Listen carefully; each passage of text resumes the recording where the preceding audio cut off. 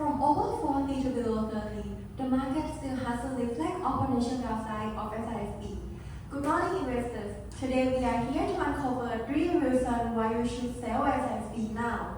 We issue a sell recommendation with a target price of 22.2 baht, representing a 17% downside for the following 3 reasons. First, unfavorable student outlook. Second, unpromising market expansion. And third, tuition growth constraint. But first, let us walk you through the business overview. SISB Public Company Limited operates 6 campuses of Singapore International School across Thailand, with tuition fee as its primary revenue source, accounting for 97%, driven by 2 key factors: tuition fee per student and the number of students. Breaking it down by campus, 80% of students are from Prachautit, Thonburi, and non-Thonburi campus. Offering a combination of Singapore and UK curricula, SISB is positioned as a mid-tier school. For key direction, SISB is expanding to private school market by launching the Harvey project, which is the strategies aimed to attract English program students with lower tuition fee. To access SISB competitive position, we classify campus into 2 categories based on competition intensities. But let's just focus on only 3 key revenue contribution campuses. In areas with high competition, SISB lacks unique differentiation that make it outstanding from other competitors, while in less competitive area, success is determined by sufficient local demand, which showing signs of stagnation at Thonburi, while non-Thonburi remains as the only one promising campus. When it comes to ESG, social responsibility is the biggest concern for our school business. SISB has room for improvement, particularly in teacher quality and workforce conditions, as evidenced in the discussion of international teacher communities. This could potentially lead to higher staffing costs and reputational risks. For the environment, there is a progress in energy and waste management, but still lack water conservation measures. While key risks for governance include heavy reliance on 3 individuals and the absence of board representation in risk management. Next, we're going to talk about 3 reasons why we recommend sell. Starting off for thesis, unfavorable student outlook. Looking at the past, student enrollment is low significantly due to 3 short-term drivers. First, temporary recovery from the pandemic, especially in nursery and kindergarten. Second, one-time Chinese student influx, caused by China's domestic policy on domestic international school. And lastly, opening new campus. Demand at the Thonburi and Rayong campus was boosted by initial launch, but is now declining in the same pattern as Chiang Mai and Thonburi faces in their first year. All these 3 factors result in abnormal student growth during 2022 to 2023, but as the momentum fades, students is now going back to the initial stage before the pandemic. Looking forward in the longer term, student demand will be suppressed by macroeconomic factors, include record low birth rate, slower residential growth near campus, and stagnant economy.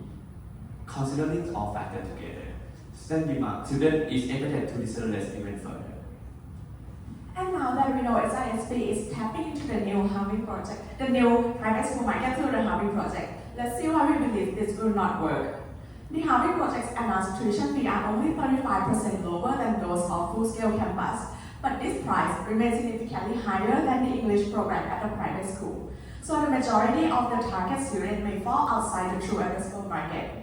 Moreover, even if the first Harvey project in Rangsit campus is successful, its contribution to the share price remains limited to less than just 1 baht. And now your question might be, what about expansion beyond just Rangsit campus? Our feasibility analysis based on school age population and household income, which is the same criteria management previously used, suggests limited location to scale, with significant challenges lying in all areas. Therefore, the new market expansion is unlikely successful. And lastly, tuition growth constraint. With the positioning as an affordable, high-quality education, one key competitiveness of SISB actually lies in maintaining its tuition at the lower bound compared to competitors. But over the past, SISB tuition grows at the fastest rate of 5% among the peers. But looking forward, this rate is not sustainable as it will destroy own competitiveness, which is also supported by the management recently announced to lower annual tuition increase to about 3%. Moreover, following the recent rapid expansion, there has been rising concern among both parents and teachers in terms of the drop in their perceived quality of the school. This further reinforces that the ability to raise tuition fee as well as ability to retain talent is becoming more challenging for SISB.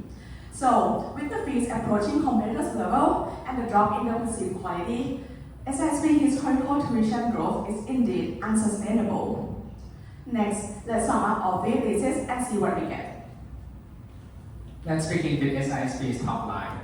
We expect SISB's revenue to decelerate to a 9.2% CAGR over the next 10 years, driven by two key factors. The first factor is tuition fees. We project a growth of 3.5% in 2025, then gradually decrease and set a new baseline at 3% from 2029 onward. The second factor is student enrollment.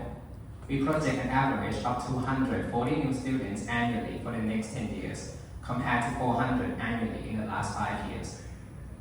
For margins, SISB has seen a significant increase in its net profit margin, reaching 34% in recent years, driven by improved efficiency in capacity utilization and class advancements. However, we expect the margin to stabilize at 40% as the efficiency gain will reach their limits and the housing project is expected to reduce the net profit margin by 1%. Moving on to CapEx, we have accounted for 3 expansion projects that have already been announced by the company, as well as 2 additional projects that we anticipate will take place. The first project is Nonthaburi Phase 2, which will expand the primary and the secondary school capacity in 2026. And the second project is the relocation of the Chulalongkorn campus in 2032, as the current lease is set to expire. And for the balance sheet, SISB has a strong cash position due to the nature of its business and little debt. With limited viable locations for expansion, we expect the company to gradually increase its payout ratio from 45% to 80% after completing the 5 expansions we have incorporated into our projection. And that brings us to this question. Is the price right? To answer this question, we value SISB using 10 years discounted cash flow with 6 key drivers, and with a cost of capital at 10.2% and terminal growth at 3%, we arrived at a target price of 22.2 baht, representing a 17% downside. And this is supported by the sensitivity analysis, and we also break down the value in each campus into a waterfall chart. To confirm our DCF, we are also using relative valuation, and in educational peers, we use 3 criteria, which are business model, revenue structure, and gross profit margin. Deriving the football field analysis indicates that the price under DCF is in line with author valuation method. And for the risk, we prioritize the aggressive tuition fee rates and the higher student enrollment as the greatest upside risk to our sale recommendation. First, the aggressive fee rates could increase the target price to 26.5 baht, still give a whole recommendation. And the higher student enrollment has even smaller impact to the target price. We also conduct bull and bear case analysis. In all bear cases, we derive the price at 15.4 baht with a 42% hidden downside, in which SISB struggle in a challenging market and the employee management. We also test the key metrics with one-day Carlo simulation. Results in 66% of the scenario support our sale recommendation. And with the challenging business landscape, we therefore reset our sale recommendation based on 3 theses: unfavorable student outlook, unpromising market expansion, and tuition growth constraint. We believe the base of SISB has passed. Therefore, we recommend you to sell the stock now. Thank you.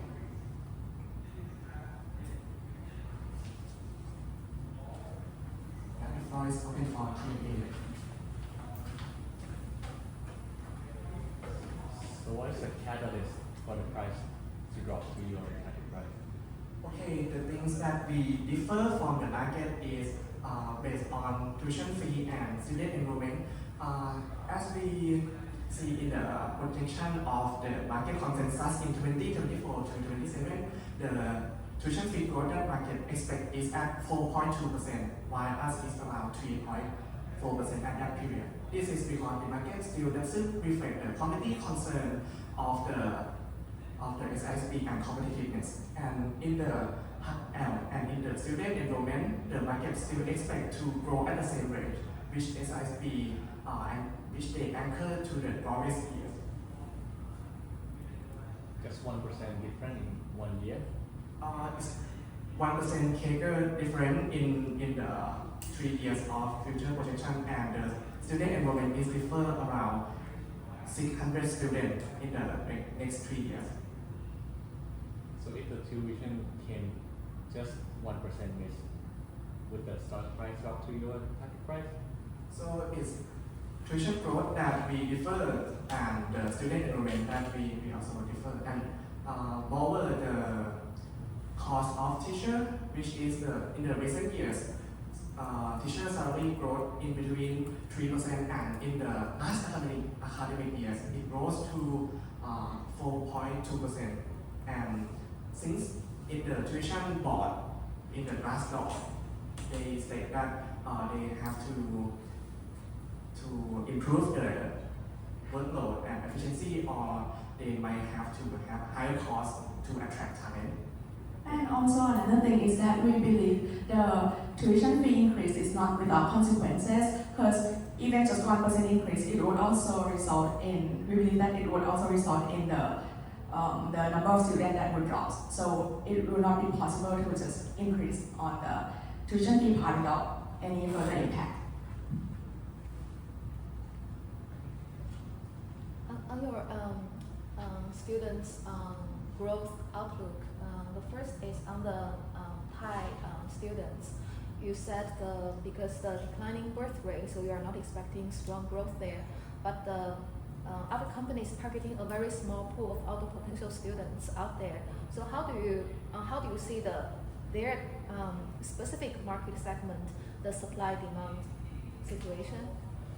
Yeah, so firstly, for the declining birth rate, it suppresses at the bigger level. But if we look at the international school industry, it may seem that it's growing, but if we take a deeper look into the sub-segment, you'll see that the sub-segment that actually grows is the lower tier international school or tier 3 school, which is not currently where SISP currently operates in. So SISP may not fully benefit from this growth, attractive growth.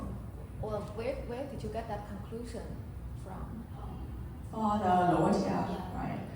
So we have analyzed that even with so many school opening, but the tuition fee per student, this is just for international school, is actually declining, like growing at a decelerating rate. If this is the trend is happening, growing outside Bangkok, does it mean it's quite favorable for SISP's campus outside of Bangkok? So based on our feasibility analysis, there's very limited locations to scale due to four key limitations. So the first thing is the risk of cannibalization. So, but if we focus on just the upcountry, the two key limitations would be on the insufficient local demand as well as the area expertise of the management. As we can see that from the past SISP, we will focus on expanding in the closed area, except for the Chiang Mai where they have the local investor so they have some local expertise and knowledge there. In your assumption on the anticipated project production, for the anticipated project, what's your basis of assumption? Okay, for the anticipated project, first the Nonthaburi phase 2. Since we observe the historical pattern of SISP to expand the campus, they will expand if the utilization rate in any particular class reach 90%. So in our projection, when Nonthaburi secondary class reach 90%, so they will increase the seat by around 300 to 600 seats. Now the Chulalongkorn campus relocation. Okay, for the Chulalongkorn campus, we have observed that the lease is expired around 233 2023, and then the Chulalongkorn campus is acquired from the school that has financial difficulties and underdeveloped infrastructure. So it hasn't been able to reach the potential that the management want. So we anticipate that management will look to relocate into the area where they can fully develop Chulalongkorn campus into a full scale. How do you justify your amount of capacity? We use the historical amount that they normally use when expand their campus. I saw you made mentions about insufficient benefit to teachers. So how do you justify your assumption at that point? Okay. We have observed several complaints in teachers' community on Glassdoor and Reddit. The major concerns are about the working condition and staff quality, and we observe that if these issues still persist, it will lead to a higher cost to attract teachers in the future. So to be fair, most people never satisfied with their salary anyway. That they have statistics to back that up, where they actually receive the fair rate compared to the market. We actually don't have like the statistic of like all average thing, but mostly is that the significant majority in those platforms, like significant, like over 90% is all negative, and compared to its key competitors, which is kids, like the overall rating is about, like it's lower than its competitors. Moreover, the cost per teacher in the recent academic years is rose significantly to about 5%. That reflect the difficulty to employee management.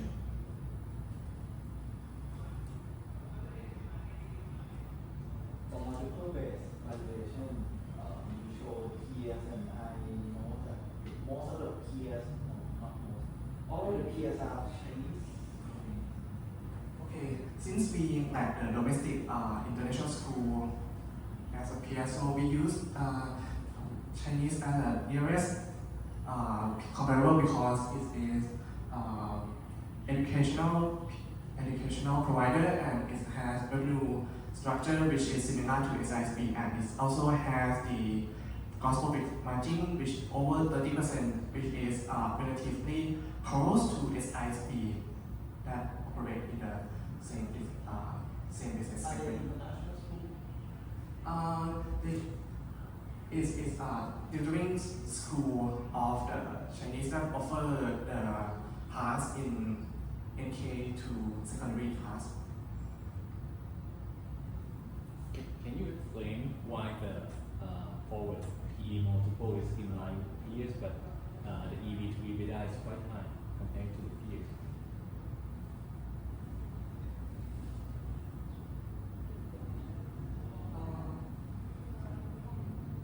The EBITDA is quite high because And part of it is, I believe, is attributed to the structure of for example, the depreciation or the capital structure that would possibly result in this difference in the EV by EBITDA.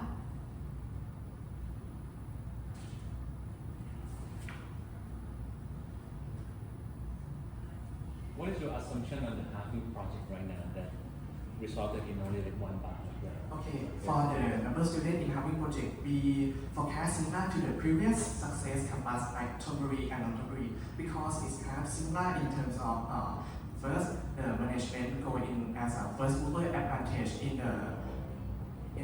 that tiers of tier 3 international school negative in the Bangsit.